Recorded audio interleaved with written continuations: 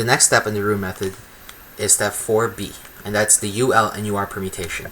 What we're doing in step 4b is basically making two solved layers, the L layer and then the R layer. So after this step, you should have a solved L layer and then a solved R layer, like this, like that, and like that, leaving you with only the M layer edges to permute later. But first we're concerned about these two pieces, the UL and UR pieces. So after you do EO, let me just mix this up randomly. Okay.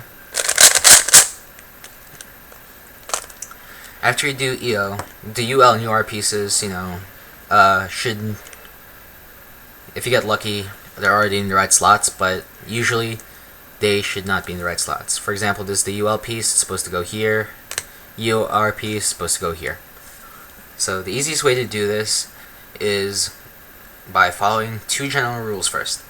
Rule number 1 is that you can only do M2 moves to preserve the orientation.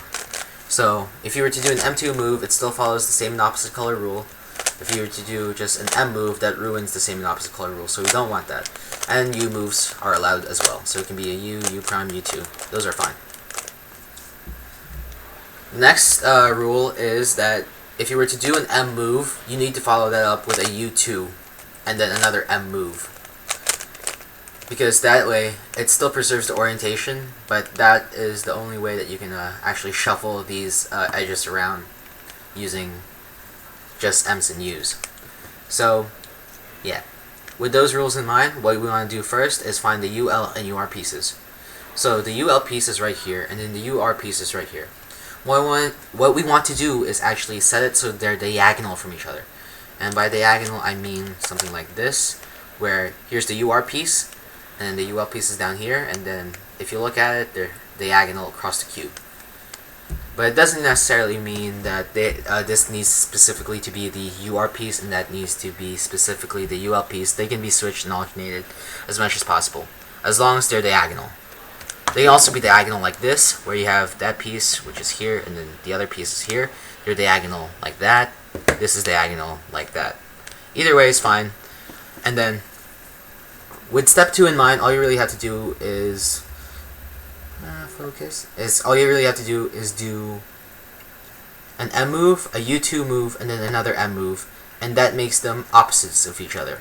So I'm just going to go ahead and demonstrate that. Like that.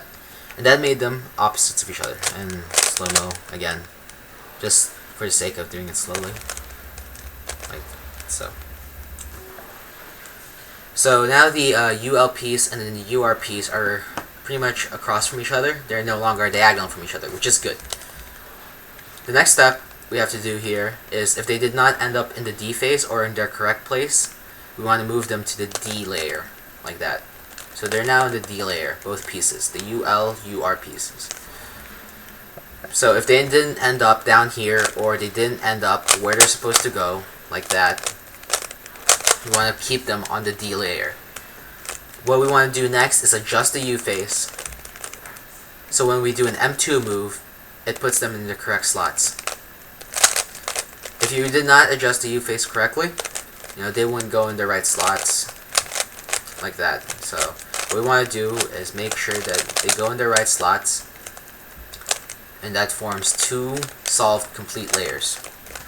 Now it also works for this one, where I'm just going to go ahead and do an M prime U2, or not an M prime, just a regular M, U2, and another M, and that solves puts them opposite across from each other like that. And all I would have to do is do an M2 to place them on the D, U2, and then an M to put them in their right slots. So that's all you really need to know for UL-UR permutation. If you're having trouble, there's more information on my written tutorial on my website, which is also in the description.